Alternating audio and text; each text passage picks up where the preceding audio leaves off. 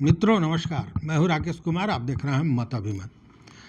मित्रों, संजीव मुखिया का नाम आप जानते होंगे, बताने की जरूरत संभवतः नहीं होगी। संजीव मुखिया जी हाँ, वही मास्टरमाइंड जो देश समेत बिहार के कई पेपर लीक मामले का मास्टरमाइंड माना जाता है। संजीव मुखिया की रिमांड अवधि 1 दिन के लिए और बढ़ा दी गई है। पहली बार आर्थिक अपराध इकाई को संजीव मुखिया की 36 घंटे की रिमांड मिली थी और इस रिमांड की अवधि खत्म होने के बाद ईओयू ने 2 दिन के और रिमांड की मांग की थी और इसका अर्जी कोर्ट में लगाया गया था, लेकिन कोर्ट ने इसे स्वीकार किया और अब और 2 दिन संजीव मुखिया से ईओयू पूछताछ करेगी। इसके पहले जो 36 घंटे की पूछताछ हुई, इस दौरान संजीव मुखिया ने कई ऐसे मामले बताए जो चौंकाने वाले थे। पूछताछ में संजीव मुखिया का कहना था कि उसका लक्ष्य अपनी पत्नी को राजनीतिक गलियारे में एक ऊंचा स्थान दिलवाना था। मतलब कि ये सारा 3-5 वो कर रहा था कि उसकी पत्नी राजनीतिक स्तर पर एक ऊंचे ओहदे पर पहुंच जाए और इसी के लिए वह पेपर लीक करवाने का रास्ता चुना। उसका कहना था कि बिहार और झारखंड से लेकर दूसरे राज्यों में उसकी बड़ी पहुंच है। पूरे सिस्टम को इसने खुश करके रखा है। खुश करने का मतलब आप समझ रहे हैं। उसका कहना था कि कोई ऐसा सेक्टर नहीं है जहां इसने अपनी धमक, अपनी पहुंच नहीं बनाकर रखी हो। रेलवे भर्ती बोर्ड में भी पकड़ होने का दावा संजीव मुखिया ने किया है।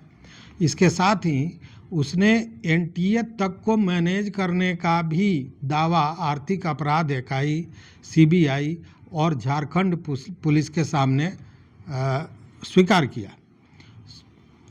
यह भी दावा किया कि उसने कई अधिकारियों के बच्चों को मेडिकल में दाखिला कराया है। पूछताछ के दौरान उसका कहना था कि फरारी के दौरान, जब वो फरार था, कई थानों को मैनेज कर बिहार के कई जिलों में रहा। लाभुकों के घर से लेकर पावर कॉरपोरेशन से जुड़े अधिकारियों के घर तक रहा। अब आप इसी से अंदाज कीजिए कि थानों को मैनेज किया और पावर कॉरपोरेशन से जुड़े अधिकारियों के घर पर वो रहता था इस फरारी के दौरान। यहाँ आपको यह भी बताना जरूरी है कि संजीव मुखिया पर बिहार के कई परीक्षाओं में पेपर लीक कराने के साथ ही नीट परीक्षा का पेपर लीक कराने का भी आरोप है। इस मामले में वो पिछले लगभग 11 महीने से पुलिस को चकमा देकर फरार था। बीते 24 अप्रैल को पुलिस ने गुप्त सूचना के आधार पर पटना राजधानी के दानापुर में छापामारी की और वहाँ एक अपार्टमेंट से उसे गिरफ्तार किया गया था। जब वो गिरफ्तार किया गया था, उसके पहले बता दें कि उसकी गिरफ्तारी पर 3 लाख का इनाम घोषित था।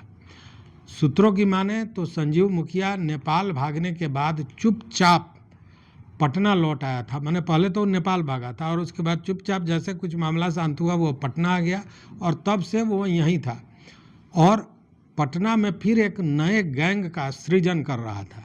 उसका मकसद यह था कि 4 मई 2025 को होने वाले नीट परीक्षा को फिर से लीक किस तरह किया जाए, इसी की योजना में वो लगा हुआ था।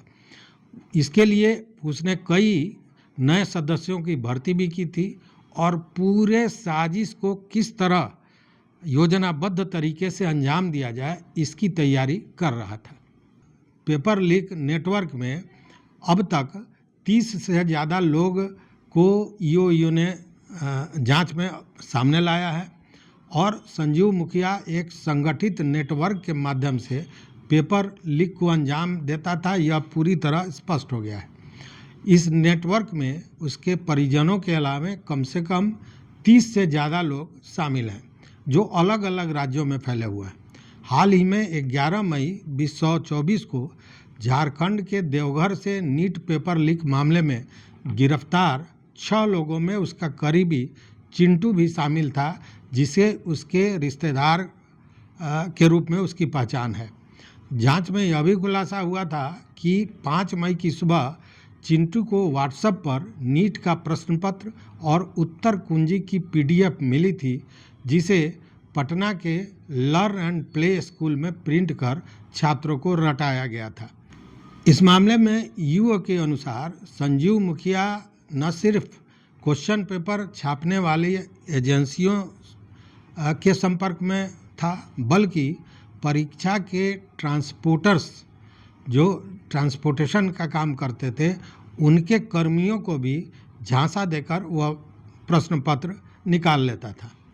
व्हाट्सएप और ब्लूटूथ तकनीक का वो पूरी तरह इस्तेमाल करता था और उसी तकनीक से छात्रों तक इसे पहुंचाया जाता था।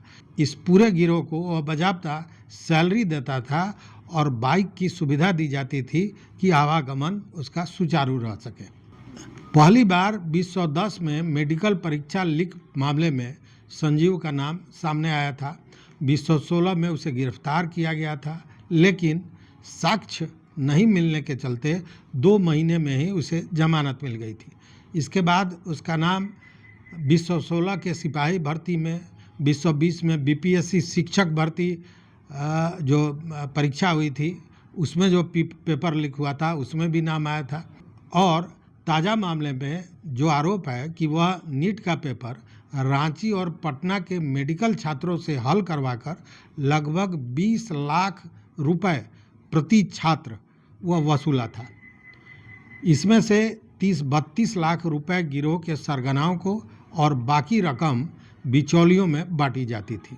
तो इस तरह ईओयू ने संजीव से जो पूछताछ की है, संजीव मुखिया से, उसमें बहुत सी चीज़ें सामने आई हैं और अब 2 दिन का और जो रिमांड मिला है इसमें और भी चीज़ें सामने आएंगी और ख़ासकर उन अधिकारियों का नाम जिनके यहाँ बीच में शेल्टर लेकर रह रहा था।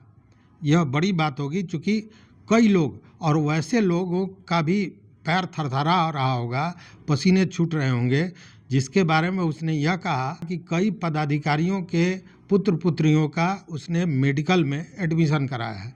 तो सारे लोगों का नाम इस पूछताछ में अगर बाहर आता है तो ये बड़ी बात होगी और तब देखना होगा कि क्या कार्रवाई की जाती है। तो संजीव मुखिया अब पुलिस गिरफ्त में है, देखते हैं आगे क्या होता है। आप भी देखते रहिए मत अभिमत। मित्रों, चैनल पर नए हो तो सब्सक्राइब कीजिए, लाइक कीजिए, दोस्तों के साथ शेयर कीजिए और अपना विचार जरूर दीजिए। बहुत बहुत धन्यवाद, कोटिशः आभार।